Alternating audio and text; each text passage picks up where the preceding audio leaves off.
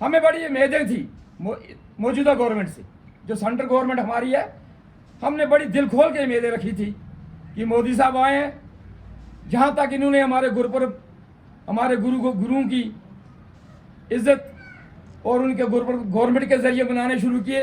हमें सहारा मिल गया था कि शायद हमारी कम्युनिटी को अब ये वो तमाम हकूक भी मिल जाएंगे जिनसे हम इग्नोर हो रहे हैं, मगर आज वो सब फेल हो गया है।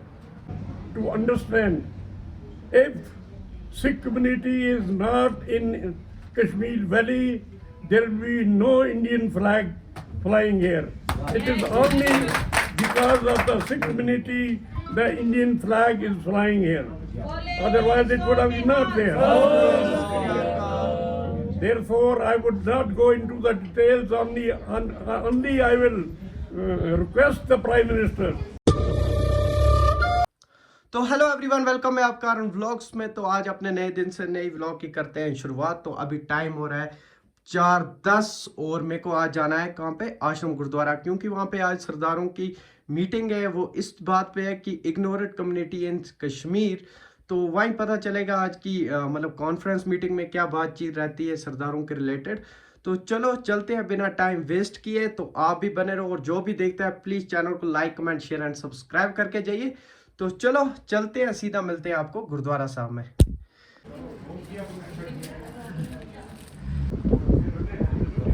हमें बड़ी उम्मीदें थी मौजूदा गवर्नमेंट से, जो सेंट्रल गवर्नमेंट हमारी है।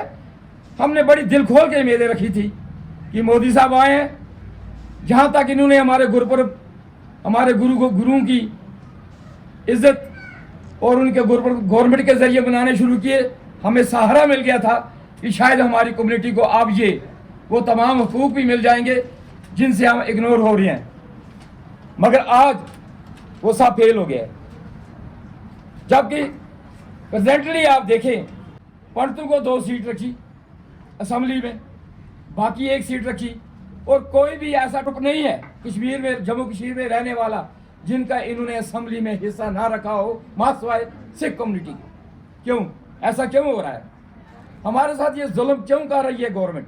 हम पूछ रहे हैं गवर्नमेंट को। आज से यहाँ रवि प्रकाश साहब जी आए थे, हमारे खजाना मंत्री थे उस वक्त, वो डॉक्टर जितेंद्र सिंह जी भी आए थे।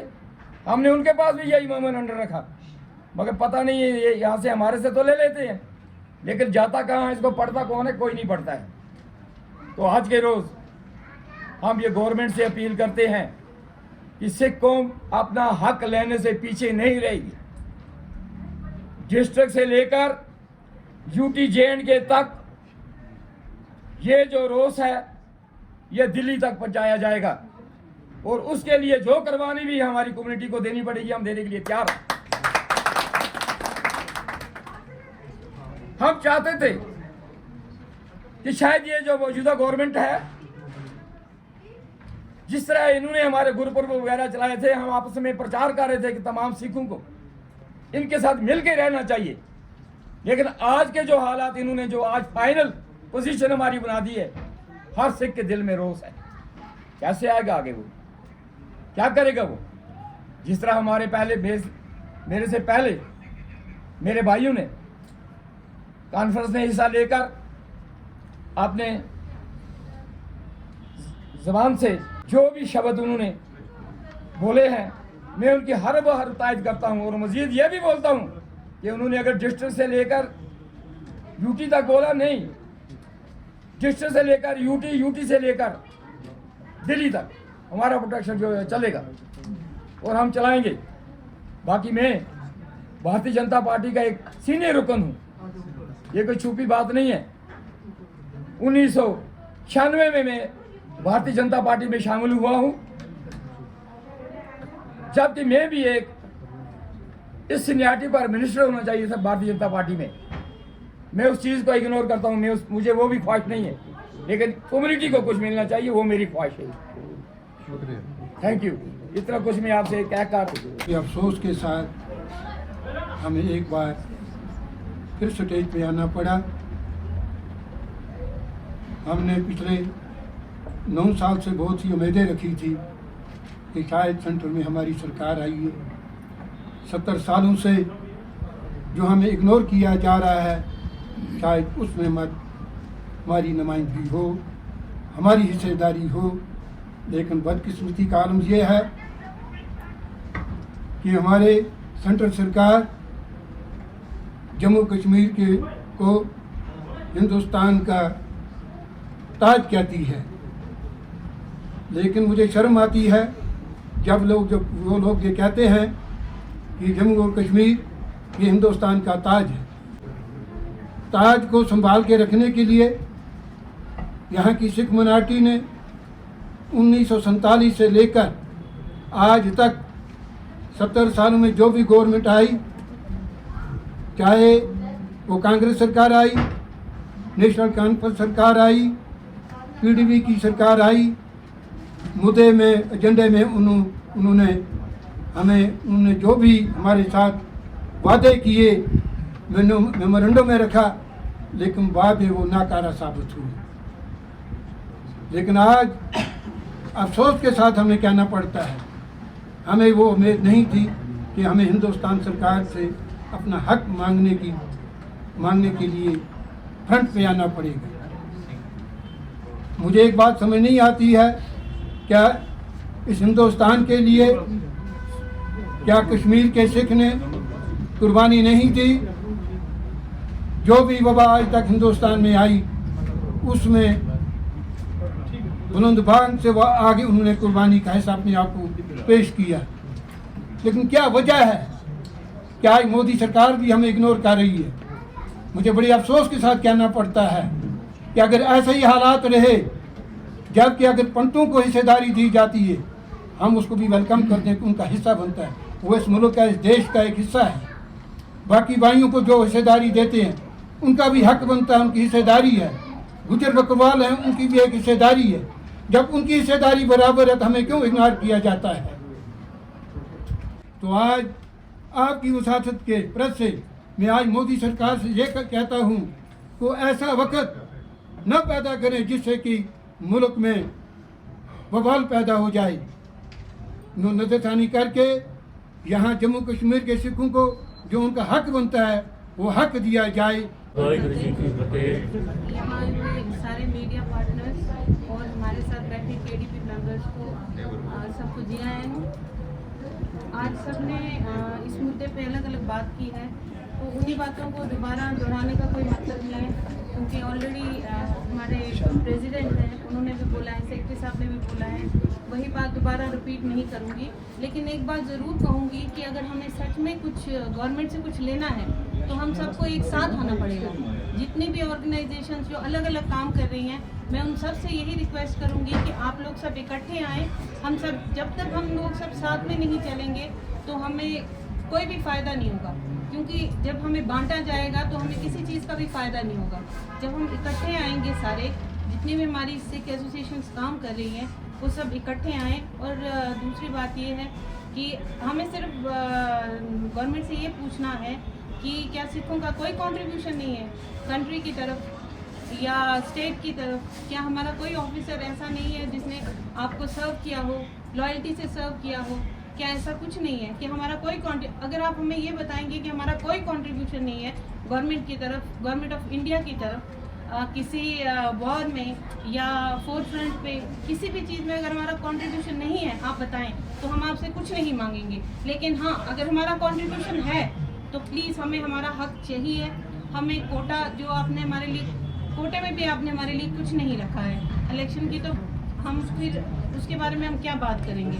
क्योंकि हमने जहाँ तक देखा है, अभी हरबंस सिंह जी की बात हुई जो यहाँ के चीफ मिनिस्टर थे, तो जब तब हो सकता था तो अब क्यों नहीं हो सकता? दैट मीन्स ये तो फिर पूरा सोच समझ के हुआ है जो भी हुआ है। बट हम चाहते हैं कि अगर हम आज सारे यहाँ बैठे हैं तो हम ऐसे ही सब अपना अपना टाइम निकाल के आए हैं। तो अभी हमने ये तो एक छोटे पैमाने पे किया है, तो अगर हमारी बात पे गौर नहीं किया जाएगा तो फिर हमें कुछ बड़ा सोचना पड़ेगा। हम यहाँ से दिल्ली भी जाएंगे, यहाँ से हम एलजी के पास भी जाएंगे, तो हमें जाना पड़ेगा, क्योंकि हमें अपने जो आने वाली जनरेशन है उनके बारे में सोचना है।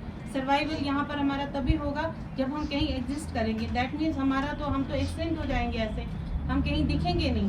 तो ये चीज़ें बहुत ज़रूरी है। इस पोडियम से हम यही मैसेज देंगे, आप अपने मुस्लिम भाइयों को भी यही कहेंगे कि आप भी हमारा साथ दीजिए, क्योंकि हमने भी आपका साथ हर चीज़ में दिया है, चाहे वो कोई भी प्रॉब्लम हो तो उसमें हमने भी आपका साथ दिया, इसलिए आप भी हमारे साथ, हमारी आवाज़ बने, हमारे साथ चले, मीडिया के थ्रू या फिर हमारे साथ शाना बेशाना खड़े होके।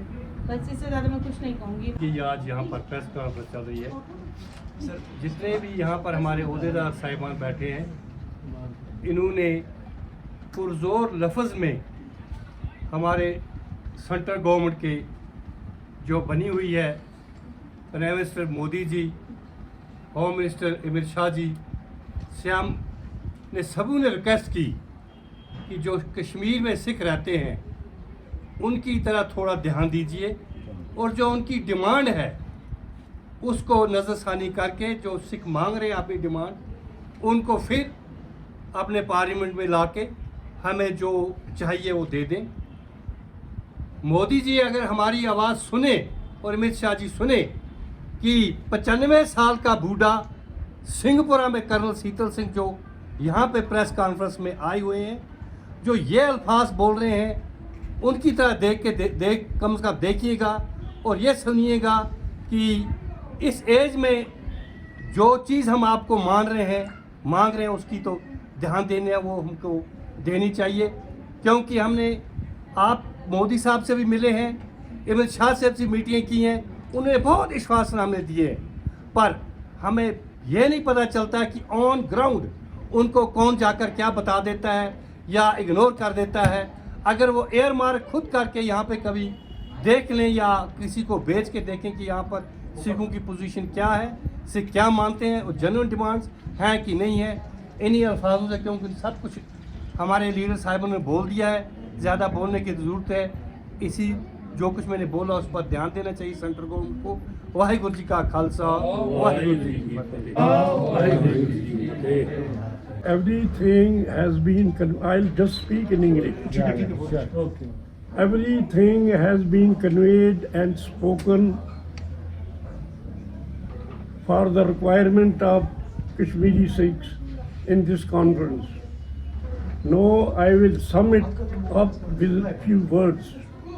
I would like to convey this message to Honorable Prime Minister of India that I am 94 years of age, an old soldier who has fought all the wars and is the first commissioner of JMK, who is living in this border area of Baramulla district.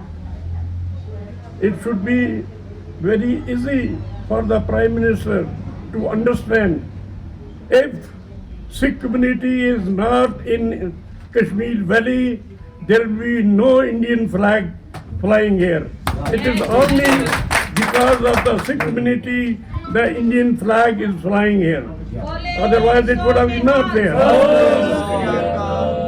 Therefore I would not go into the details, only I will request the Prime Minister on behalf of me as an old soldier that he should consider it and give thought and give the justice decision in this matter. That is all my request to him. Thank you very much. तो अब आप सरकार से क्या मुतालबा करते हो? सरकार से ही हमारा मुताबला कि इससे शासन को कि जैसे आपने माइग्रेंट्स को इसमें इंक्लूड किया हुआ है, वैसे आप नॉन माइग्रेंट्स जो मिनॉरिटीज़ हैं उनको भी इंट्रोड्यूस करो, क्योंकि उन्होंने भी बेसिकली मतलब काफ़ी हार्डशिप देखी हुई है। जैसे मतलब काफ़ी लोग हमारे जो है वो गाँव से आके यहाँ पे कैंप कर रहे हैं। जैसे हमारा इस वक्त अलची बाग है, अपना क्या नाम है इसका, फौजबाग है, अपना फौजबाग है बारामूला में। यहाँ भी कमराज से अपना इससे क्रूज से लोग आए हुए हैं और यहाँ पे आके रुके, और उन्होंने पिछले 20-30 साल अपनी कोई भी मतलब खेती बाड़ी नहीं की, कोई हॉर्टिकल्चर नहीं किया, जिससे उनके इकोनॉमिक और सोशल लॉस हुआ है। तो हमारा यही है कि इकोनॉमिकली हम लोग बहुत बैकवर्ड हो गए, तो हमारा भी ख्याल रखा जाए, हमारे लिए भी कुछ सीट्स रिजर्व की जाए।